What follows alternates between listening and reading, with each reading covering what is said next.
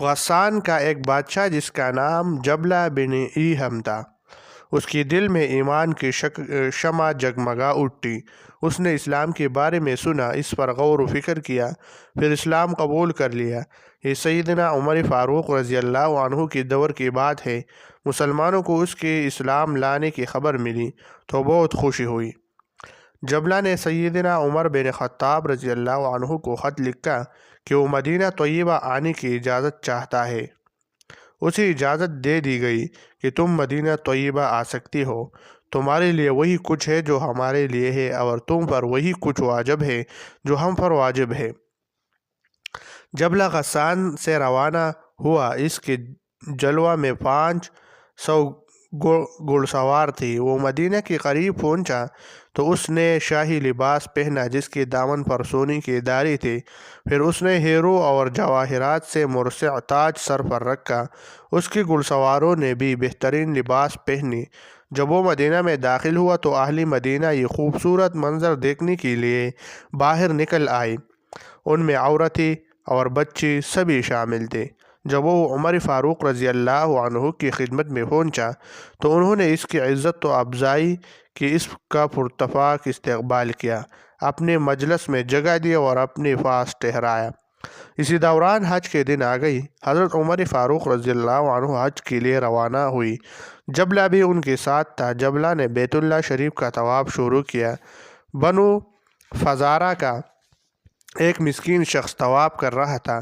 اتفاق سے اس کا پاؤں جبلہ کی چادر پر آ گیا۔ جبلہ کو بڑا غصہ آیا۔ اس نے اسے ایسا زوردار تھپڑ مارا کہ اس کی ناک کی ہڈی ٹوٹ گئی۔ فزاری کو بھی سخت غصہ آیا مگر وہ کوئی جوابی کارروائی نہیں کر سکتا تھا۔ اس نے فوراً اپنا مقدمہ فاروق اعظم رضی اللہ عنہ کی عدالت میں پیش کر دیا۔ فاروق اعظم رضی اللہ عنہ نے جبلہ کو بلوایا اور جواب طلبی کی کہ تم نے دوران طواف اپنے مسلمان بھائی کو تھپڑ کیوں مارا؟ تم نے تو تھپڑ رسید کر کے اس کی ناک ہی توڑ ڈالی، آخر تم نے ایسا کیوں کیا؟ جبلہ نے بڑے غرور سے کہا، اس نے میرے چادر کو اپنے پاؤں سے مسل دیا۔ اس کی مجال، اگر مجھے اس مقدس گھر کی حرمت اور عزت کی پرواہ نہ ہوتی تو میں اس کی گردن اڑا دیتا۔ فاروق اعظم رضی اللہ عنہ نے فرمایا، جبلہ تم نے اپنی غلطی کا اعتراف کر لیا ہے کہ تم نے اسے تھپڑ مارا ہے۔ اب تمہارے نجات کے لیے ایک ہی حل ہے کہ کسی طریقے سے اسے راضی کر لو، ورنہ جبلہ کی وہم و گمان میں بھی نہیں آ سکتا تھا کہ اس سے بھی بدلہ لیا جا سکتا ہے۔ اس نے فوراً پوچھا، ورنہ کیا ہوگا؟ ارشاد ہوا، اس فزارے سے کہا جائے گا کہ وہ آگے بڑھے اور تمہارے منہ پر ویسا ہی تھپڑ مار کر اپنا بدلہ لے لے۔ جبلہ کہنے لگا، اچھا تو کیا وہ مجھ سے بدلہ لے گا؟ میں ایک بادشاہ ہوں اور وہ ایک ادنا سا بے حیثیت آدمی۔ فاروق اعظم رضی اللہ عنہ نے ارشاد فرمایا، اسلام نے سب کو برابر کے حقوق دی ہے۔ تم اور فزاری دونوں برابر ہو۔ اسلام کی نظر میں صرف وہی شخص افضل و اعلیٰ ہے جو تقوی کے لحاظ سے بہتر ہے۔ جبلہ کو اس قسم کی مساوی سلوک کا وہم و گمان بھی نہ تھا۔ اس نے کہا، میں اس صورت میں دوبارہ عیسائی بن جاتا ہوں۔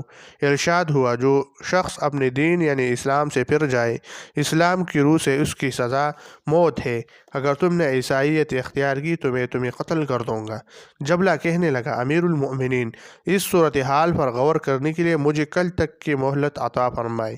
فاروق اعظم رضی اللہ عنہ نے مہلت دے دی۔ رات کا کچھ حصہ گزرا تو جبلہ اپنے ہمراہیوں کے ساتھ مکہ مکرمہ سے نکل بھاگا۔ وہ قسطنطنیہ پہنچا جہاں اس نے دوبارہ عیسائیت قبول کر لی۔ زمانہ بیت گیا، اس کی جوانی کا رنگ اڑ گیا، نقوش مان پڑ گئی، شان و شوکت دھن لا گئی۔ اسی اسلام کے ایام یاد آ گئی، نماز اور روزے کی لذت بیدار ہونے لگی۔ اسی اسلام چھوڑنے پر ندامت ہوئی۔ زیادہ ندامت اس بات پر ہوئی کہ میں اسلام میں داخل ہونے کے بعد دوبارہ مشرک ہو گیا۔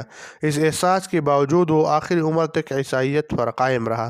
اس نے آخر عمر میں کچھ اشعار کہے جن کا مفہوم یہ ہے، شریف خاندان کے ایک چشم سے چراغ نے ایک تھپڑ کے بدلے تھپڑ کھانے میں سبکی محسوس کی، جس کی وجہ سے اسلام سے برگشتہ ہو کر عیسائی بن گیا۔ حالانکہ تھوڑا سا صبر کر لینے میں کوئی حرج نہیں تھا۔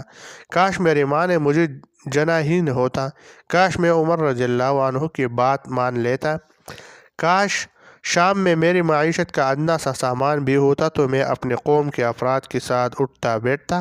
اب تو میری سماعت بھی ختم ہو رہی ہے اور بصارت بھی، مگر اس احساس کے باوجود اس نے توبہ کر کے دوبارہ اسلام قبول نہیں کیا۔ اسی شرک اور کفر ہی